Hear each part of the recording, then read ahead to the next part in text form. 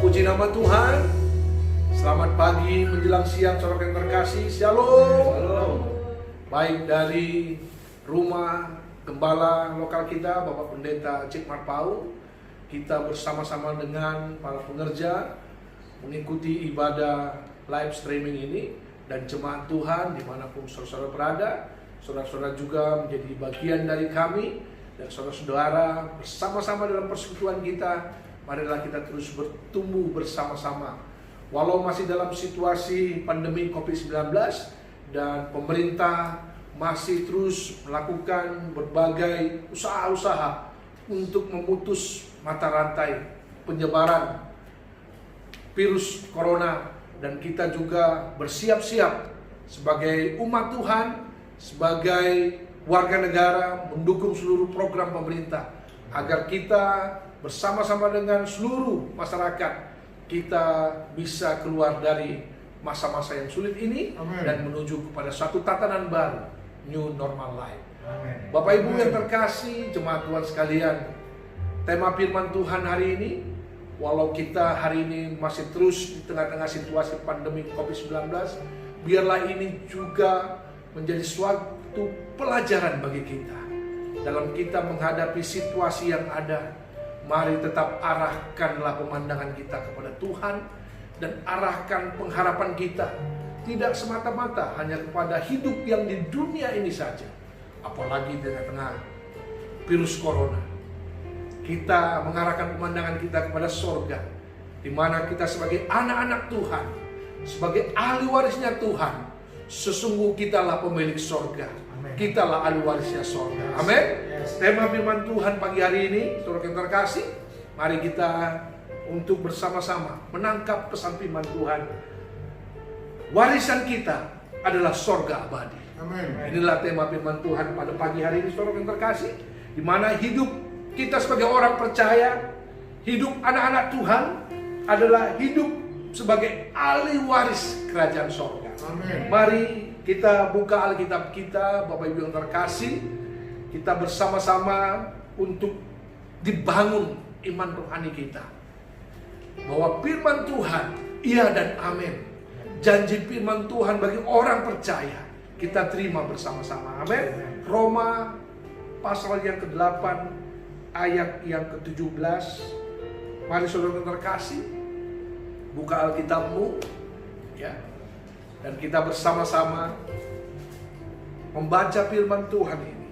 Baik engkau yang ada di rumah, kita yang saat ini sedang bersama-sama di tempat ini mengikuti ibadah ini, kita akan baca bersama-sama janji firman Tuhan. Kita buka Roma pasal yang ke-8 ayat yang ke-17. Ya, sudah dapat Alkitabnya Bapak Ibu yang terkasih? Buka bersama-sama dan kita baca bersama-sama firman Tuhan ini. Karena firman Tuhan ini adalah janji firman Tuhan yang dituliskan oleh Rasul Paulus kepada jemaat Tuhan di Roma. Dan janji firman Tuhan itu hari ini kita terima bersama-sama sebagai orang-orang percaya dan sebagai anak-anak Tuhan yang berhak sebagai ahli warisnya Tuhan. Amin. Mari kita buka Roma 8 ayat yang ke-17, ya, satu ayat saja.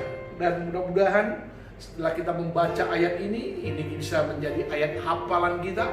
Dan ini bisa menjadi ayat yang sangat penting dalam kita menjalani keimanan kita.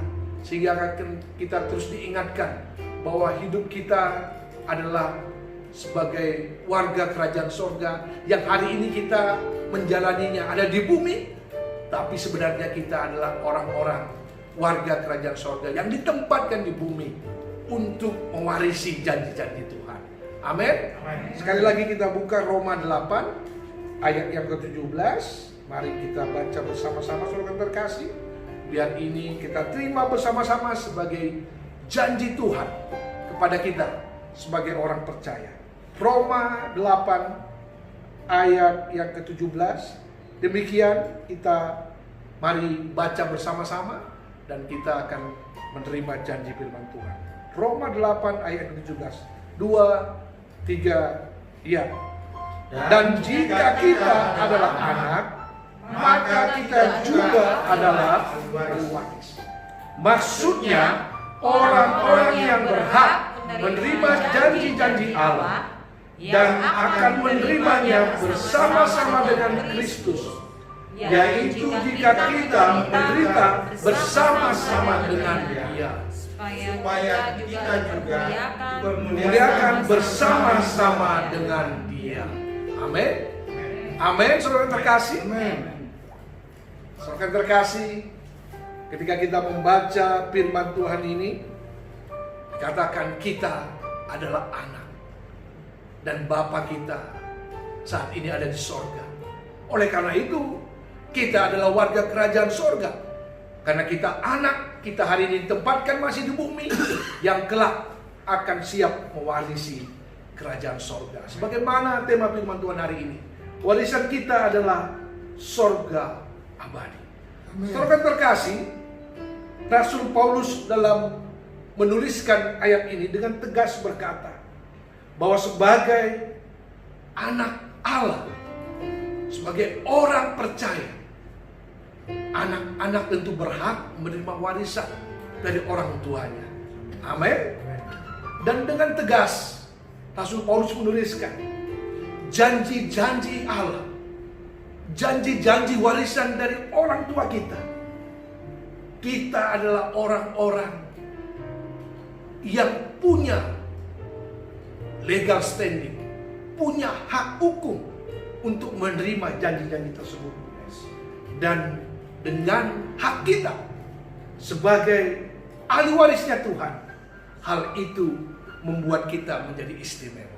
Amen. Katakan bersama-sama dengan saya, siapapun saudara, dimanapun saudara berada, katakan bersama dengan saya, tepuk dadamu, saya istimewa. Katakan, saya istimewa. Sekali lagi, saya istimewa. Saya istimewa. Yes, saudara yang terkasih, luar biasa.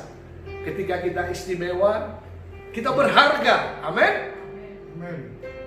Kita punya nilai yang lebih dari sekedar orang-orang dunia, dari sekedar orang-orang yang tidak percaya.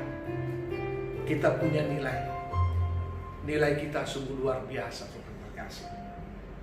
Hanya hari ini, saudara terkasih, kita perlu merenungkan lebih dalam dan menyelidiki kebenaran firman Tuhan ini. Firman Tuhan tadi saya baca sekali lagi. Dan jika kita adalah anak, maka kita juga adalah ahli waris. Yes. Maksudnya orang-orang yang berhak menerima janji-janji Allah, yang akan menerimanya bersama-sama dengan Kristus. Oh, haleluya, haleluya. Saat ini dalam suasana pandemi COVID-19, dan kita melewati masa-masa COVID-19 ini dalam suasana Paskah, dan kita melewati dalam suasana hari kenaikan Tuhan Yesus, dan dalam suasana hari Pentakosta. Saudara terkasih, sungguh indah pengalaman perjalanan hidup kita, dan juga terlebih pengalaman iman kita. Amin.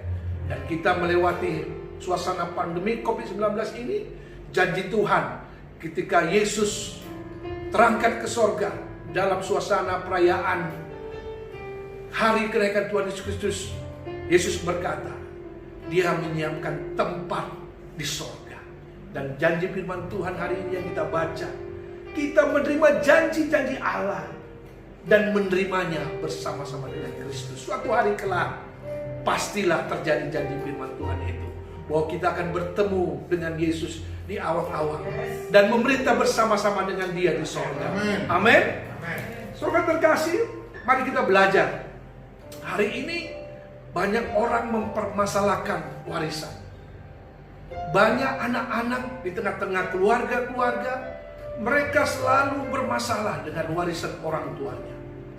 Banyak kali ini orang-orang berjuang, memperjuangkan warisan-warisan yang ditinggalkan oleh orang tuanya, yang sesungguhnya itu adalah warisan dunia. Dan oleh karena warisan, banyak hari ini keluarga-keluarga menjadi terpecah belah. Mereka saling bermusuhan satu dengan yang lain. Mereka saling terjun dan terlibat dalam satu konflik di tengah-tengah persaudaraan. Dan banyak hari ini setiap keluarga-keluarga persaudaraan mereka menjadi rusak, menjadi hancur oleh karena satu warisan. Dan notabene, saudara terkasih, padahal warisan itu adalah warisan yang fana, warisan yang membuat kita justru banyak menjadi korban. Coba kita belajar dari satu kebenaran firman Tuhan, Lukas 12. Nanti saudara saya, Bapak Yonas bisa membantu membaca ini. Lukas 12 ayat yang ke-13 sampai 21. Ini berbicara tentang warisan dunia, warisan yang ditinggalkan oleh keluarga kita, orang tua kita, harta mungkin, ya, kekuasaan mungkin. Mari kita buka Lukas 12 ayat yang ke-13 sampai dengan ayat yang ke-21.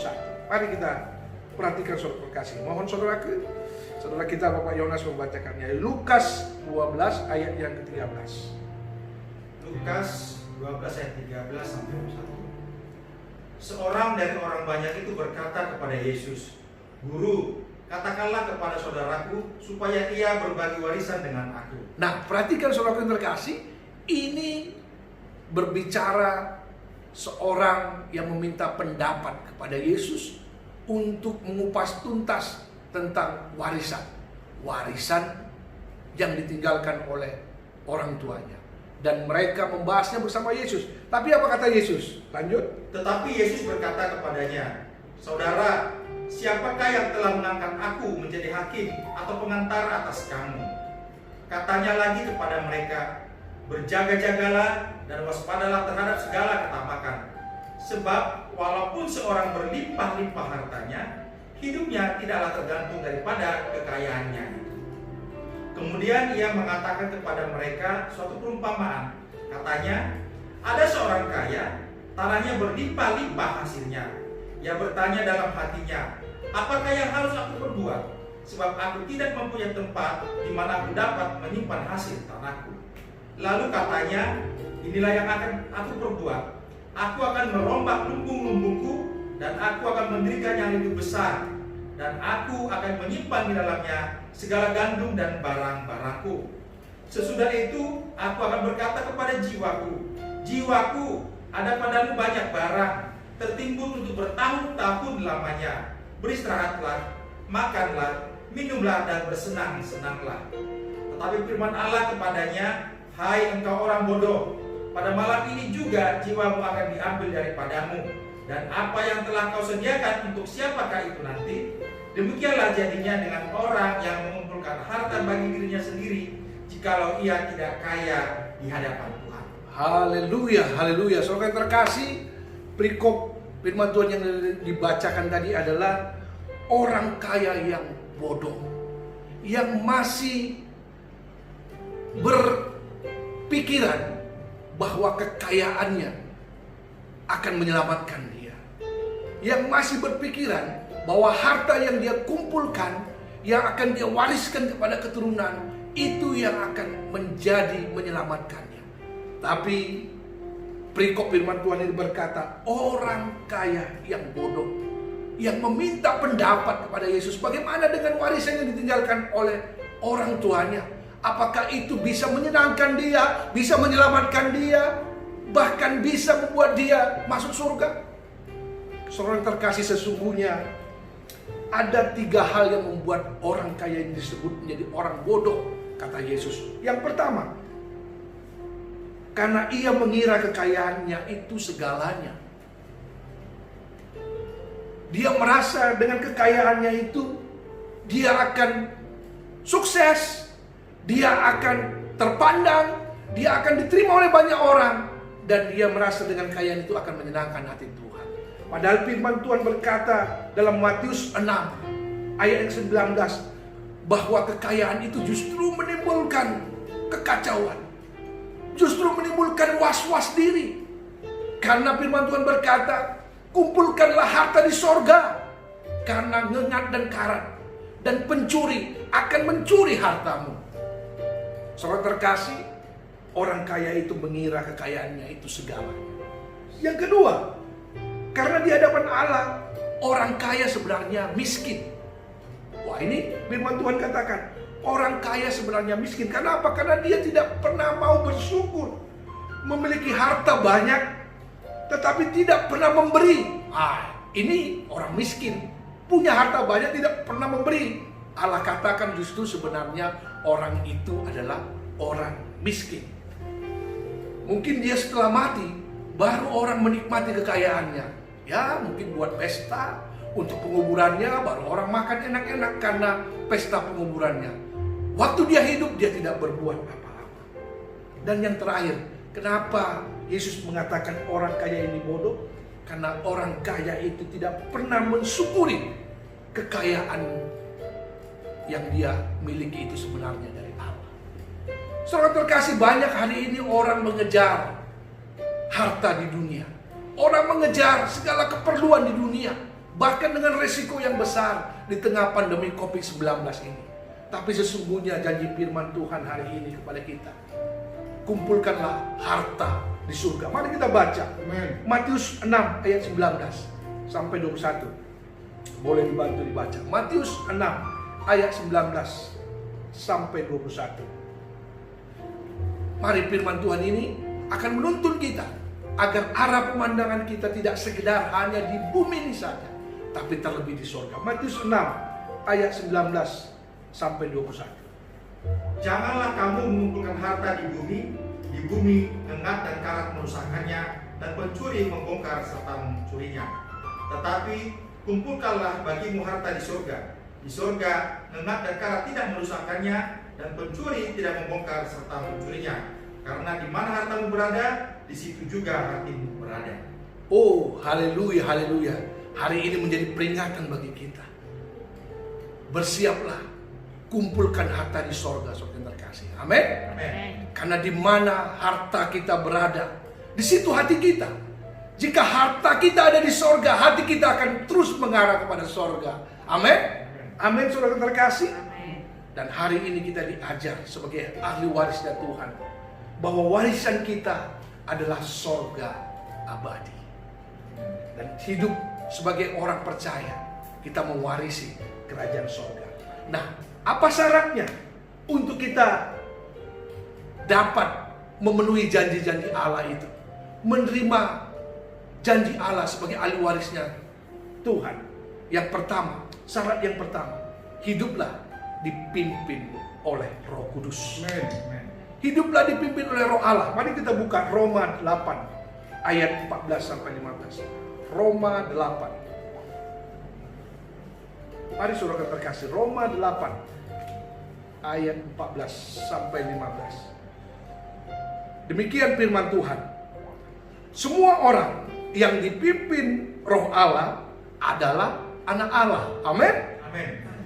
Sebab kamu tidak menerima roh perbudakan yang membuat kamu menjadi takut lagi, tetapi kamu telah menerima roh yang menjadikan kamu anak Allah. Oleh roh itu kita berseru, ya Aba, ya Bapa. Saudara terkasih, hari-hari ini mungkin banyak yang akan menuntun kita. Apalagi di tengah-tengah COVID-19. Kita hidup mengikuti protokol kesehatan. Kita hidup menjaga social distancing, physical distancing. Kita hidup, saudara terkasih, menjaga hal-hal agar kita memutus mata rantai penyebaran COVID-19. Banyak yang menuntun kita. Tapi terlebih dari itu semua, marilah hidup dituntun oleh Roh Allah. Amin. Karena setiap orang yang dituntun oleh Roh Allah, dia adalah anak-anak Allah. Haleluya.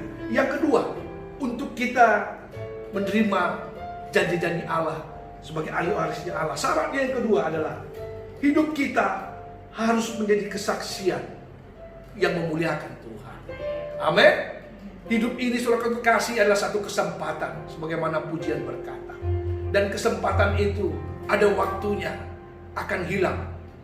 Kesempatan itu ada waktunya akan selesai. Tapi ketika hidup kita yang betul-betul dalam Tuhan, dan kita tidak menyia-nyiakan kesempatan itu, marilah hidup kita menjadi kesaksian bagi banyak orang. Kita buka Roma 8 ayat 16. Roma 8 ayat 16. Demikian firman Tuhan. Roh itu bersaksi bersama-sama dengan roh kita bahwa kita adalah anak-anak Allah. Sebagai anak-anak Allah, mari saksikan bagaimana Tuhan itu menjaga kita, bagaimana Tuhan itu melindungi kita, bagaimana Tuhan hari ini membebaskan kita dari masalah-masalah yang ada dalam hidup kita.